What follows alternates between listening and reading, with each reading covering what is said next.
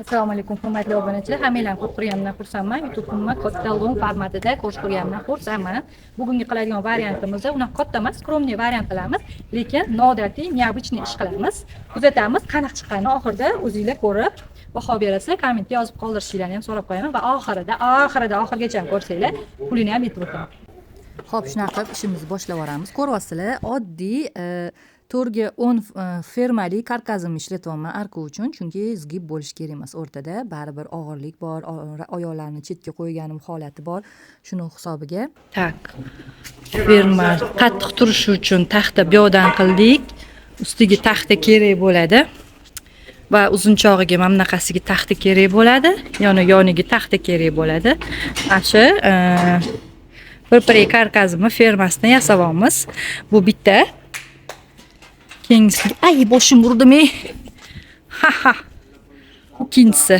Men quyosh tushmasdan, menimki quyosh tushar ekan. Quyosh tushmasdan oldini tez bitirib olish kerak ekan. Biz quyoshda qolib ketamiz. Mana shunaqa qilib gapim inobatga olgan holda faqat oldiga vнимание, tezgina oldiga vнимание qilib ishlarimizni boshlab yuboramiz. Albatta, fistashki materialimiz bu qaranglar. Krep shifon material, yana bor even shifon degani bor. U even shifon arzonroq, bu krep shifon qimmatroq. Xullas, bu narsalarni o'zingizlar xohlaganingizga qarab, cho'ntagingizga qarab materialni olaverasizlar.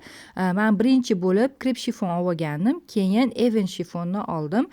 Farqi nimada desanglar, krep shifon cho'zilmaydi, even shifon cho'zilar ekan. Farqi shunda. Lekin agar bir xil effektni ko'rsatadi. Pulida ham raznica qiladi.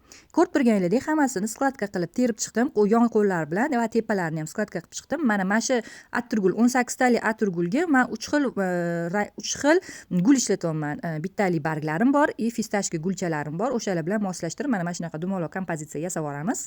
Va albatta ko'tarib olamiz. Ko'tarib bo'lganimizdan keyin yo'linglarga kelamiz. Mana shu tumbalarimga ko'pchilik so'radi. Tumbalaringiz nech pulga tushdi? Qancha bo'lyapti? Va bu tumbalar vobshe zo'r, bir-biriga ichiga kiradigan matroshka qilib yasattirdim.